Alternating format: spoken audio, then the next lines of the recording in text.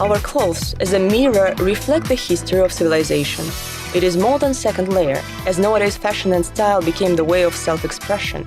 Seeing deep symbolism in surrounding material things. Speaking via things and rituals is absolutely in Kazakh style. That is why the history of national costume is an incredible world exposing our mentality.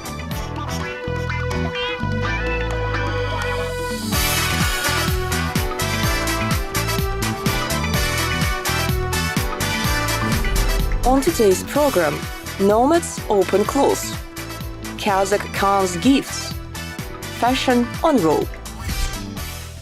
So, the first story is about Shapan.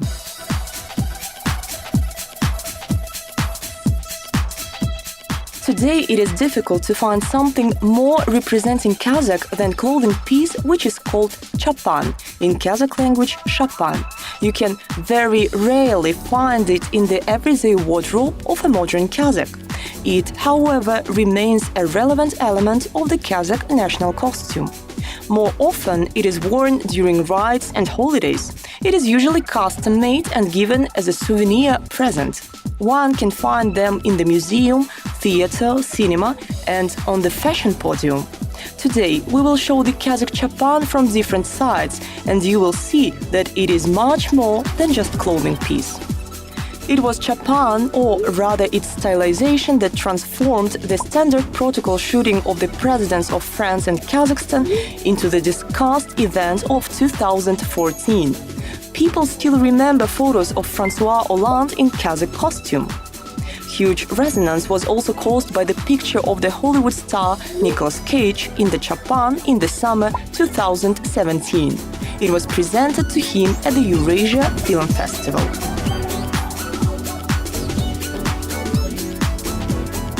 You will further find out when Europe saw robe-style clothing for the first time. We will also tell whose invention it is, how long it takes to sew Shapan, why did Genghis Khan wrap his robe to the wrong side. Сегодня у актеров праздник. Их приветствуют гости из Ленинграда, из национальных республик. These are unique scenes of 1938. In a distant from the Kazakh steppe Moscow, outstanding theater figure Vladimir Nemirovich Danchenko received a gift from the first Kazakh woman, people's artist of the USSR, Kulyash Baisitova. It was not the first and certainly not the last time when the Shapan became universal and such a true Kazakh gift. Famous boxer Mike Tyson, movie star Jackie Chan, and undefeated Kazakhstan boxer professional Gennady Golovkin, they all have their own Shapans. Gennady Golovkin not only goes out to his fights in Shapan, but also poses on all the billboards in it. Even Queen Elizabeth II once mentioned at the receptions that during cold winter evenings, her son, Prince Charles, likes to throw on Kazakh Shapan, given to him during his visit to Kazakhstan.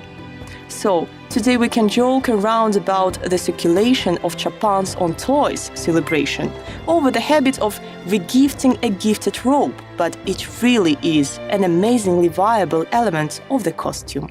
Эта традиция прекрасная. Я считаю, что именно благодаря этой традиции This tradition is beautiful, and I believe that thanks to this tradition, at the time, the Soviet period, when many national traditions of the Kazakhs were taken to the side, not banned, but were forgotten, thanks to the tradition of gifting Shapans, this kind of clothing piece never disappeared from our life.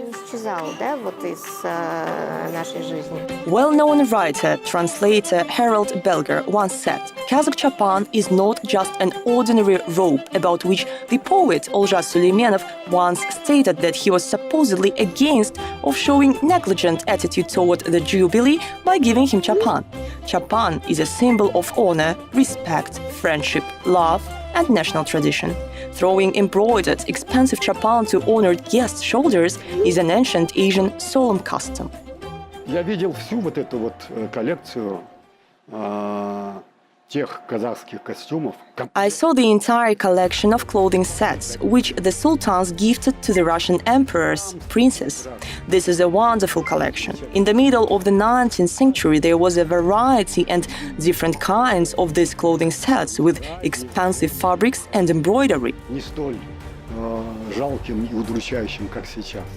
Я видел одну фотографию где-то перед Первой мировой войной. They appeared from time to time. I saw one photo made before the First World War, I think in 1909, whether at the royal court or at the house of emperor's brother was a ball masquerade. Там фигурировали девушки, юноши вот в костюмах вот из этих коллекций.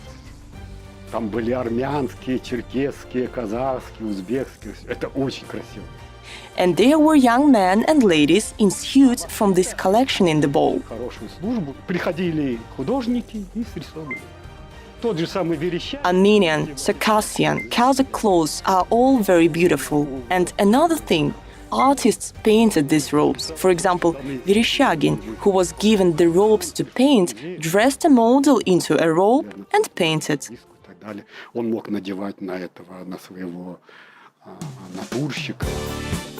Delight and admiration of aristocrats and artists to Oriental clothes is understandable for us. No wonder why modern couturiers and designers built their collections on elements of ethno style. For example, the work of Jean-Paul Gaultier is characterized as cultural nomadism. His models seem to have intermixed in space, symbolizing nomads. Ethnics must become some kind of fresh blood, which will give new life to all new fashion trends. Fashion designer Jean-Paul Gaultier. Oscar de la Renta drew inspiration from the motifs and colors of our Asia. By the way, when it was necessary for our national fashion designers to make themselves known for the first time, they bet on the ethnic vanguard and won. But we will talk more about that later. Eastern civilization can be found not only on fashion podium but also in the streets, internet and social networks. It is always comfortable, beautiful, spectacular and soul native.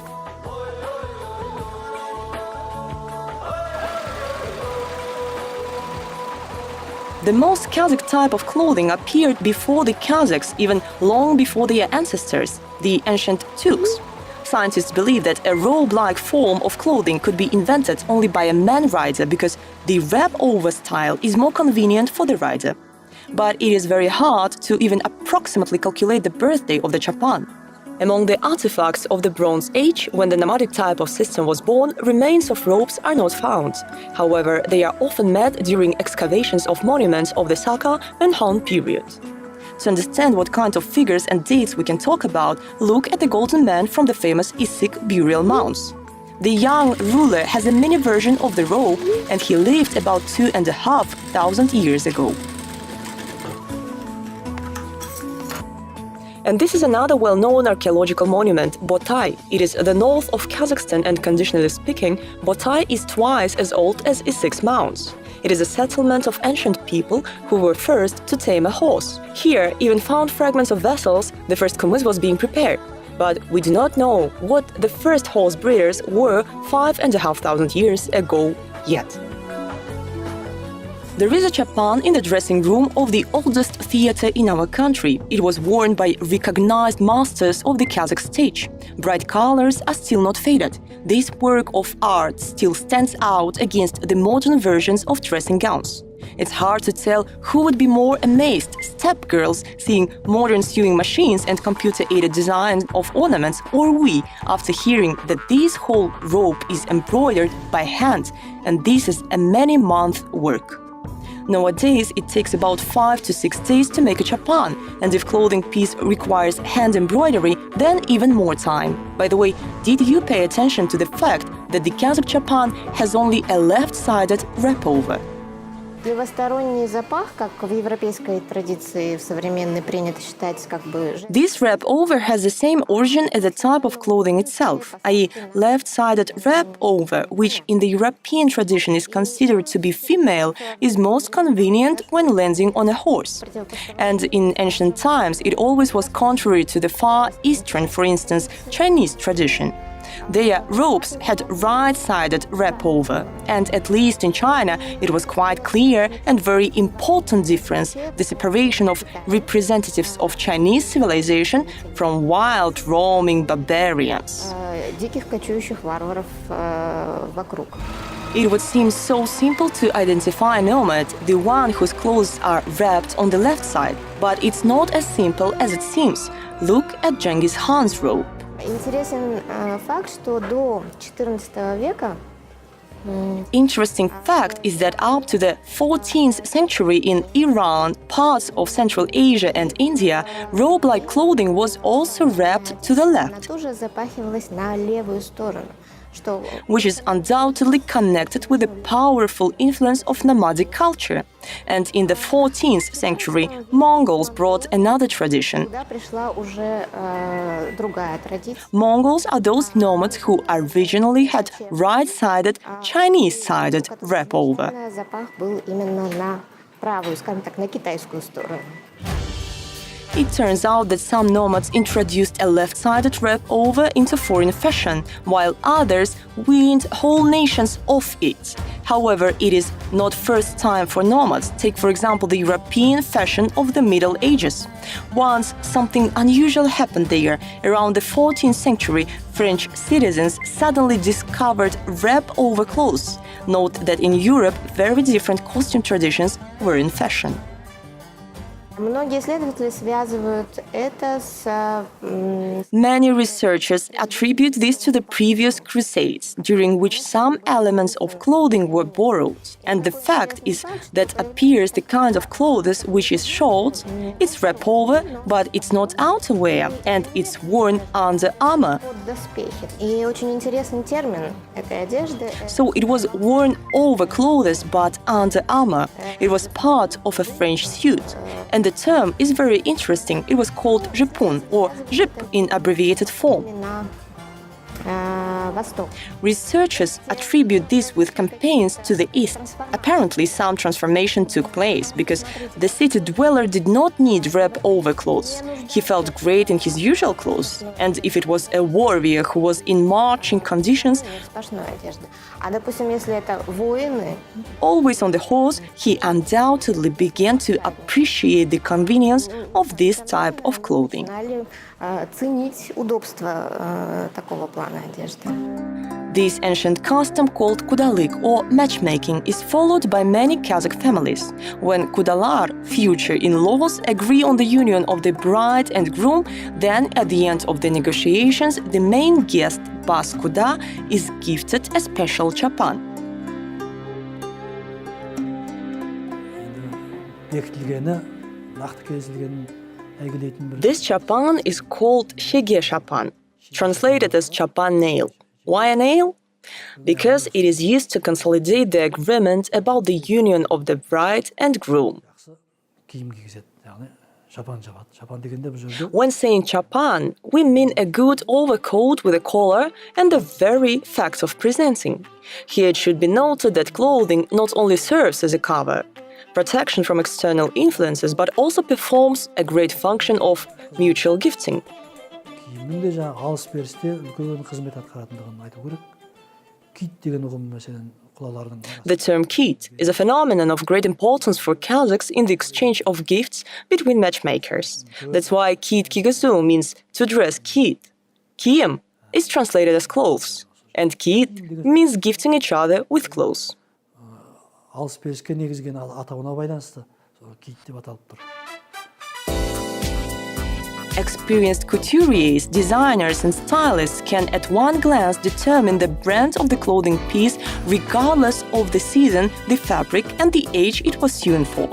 And now imagine that before every nomad could tell about a visiting traveler and guest, the places he was from, his status, occupation, age, marital status, if he had children, and much more.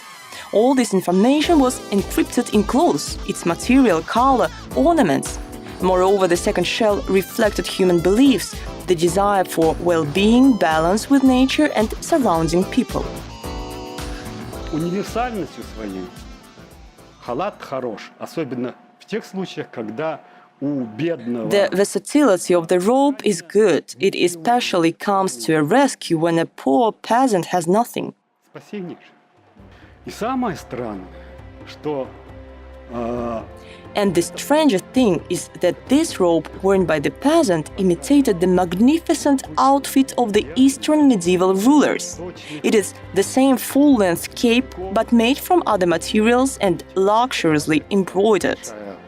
до полу вот эта вот полунакидка, полу вот этого одежда, которая сделана была, конечно, из другого материала, была роскошно расшита. This is when we can say that not the robe itself is beautiful, but it is beautifully embroidered. Красив. Не халат красив, а он красиво расшит. The robe is what brings us closer to neighboring nations. For example, the national costumes of the Uzbeks and Kyrgyz are unthinkable without dressing gowns, and fashionable ladies like to incorporate its modern versions in their wardrobe. Incidentally, in recent seasons, Oriental gowns are experiencing unprecedented popularity. Look at any mass market, there certainly is a wrap-over model. The texture of its fabric, style or colors sends us out to the history of the costume of Central Asian people. The collection of robes from the State Museum of Ethnography in St. Petersburg is a memory of the times when the Kazakh steppes fell under the Russian protectorate. In the 19th century, Shanghiz Valihanov, father of Shapan, brought them to the exhibition in Russia. This was a kind of presentation of Kazakhstan, so-called mini-expo. But it is interesting that already in those days in the steppe, these magnificent embroidered costumes began to rapidly disappear from fashion. On the protocol portraits, as we would say today, sultans and beys wear laconically decorated chapans. Probably the tastes of the nomadic nobility were influenced by trade relations, industrial development, and political changes. At the beginning of the 20th century, life in the steppe, like in the whole of Central Asia, changed radically. The nomads settled down, the city clothes replaced the national costume, but it did not disappear. Kazakh Shapan, or rather its scenic version, experienced the true triumph in 1936 on the first decade of Kazakh art in Moscow. When the Republic's stars performed on the main theatrical and concert stages of the USSR, the demanding audience was particularly impressed by national costumes. To be more visible from the stage, the ancient Kazakh patterns on Shapan have been specially enlarged, and since that time the concert robe has become strikingly different from museum robes. With the attainment of independence in Kazakhstan, the quest for national identity has become more relevant than ever. In the 90s of the last century, ethno-avant-garde was on the podium, first inside the country and then abroad. For many people, the appearance of the international side season of the East was the great event. It marked the beginning of national beauty contests, Kazakhstan Fashion Week, and other defile from well-known brands.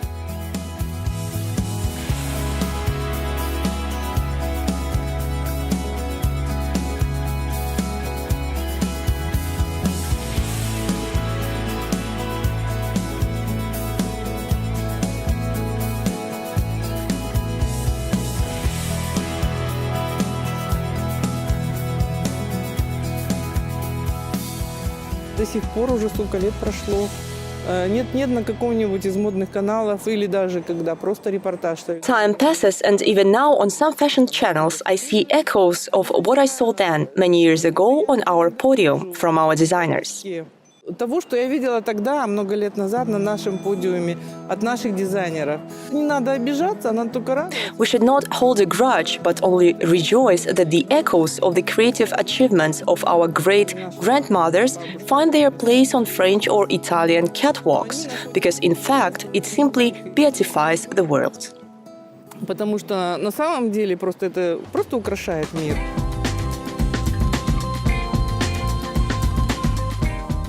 Thanks to domestic and foreign designers, ethnic, Oriental-style clothing continues to conquer the world with its bright patterns, traditional ornaments, natural fabrics.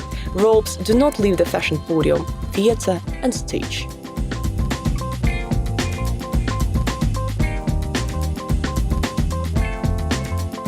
Gradually, the average consumer began to choose clothes with national elements, which you can happily wear on Nowruz, Kazakh wedding and family celebrations. Japan is experiencing, if not a triumphant return, then certainly a stylish rehabilitation. Even a brief biography of the Kazakh Shapan allows us to understand how lengthy and interesting the history of our clothes is. And one can always find traces of the influence of nomads' taste in the history of the world fashion.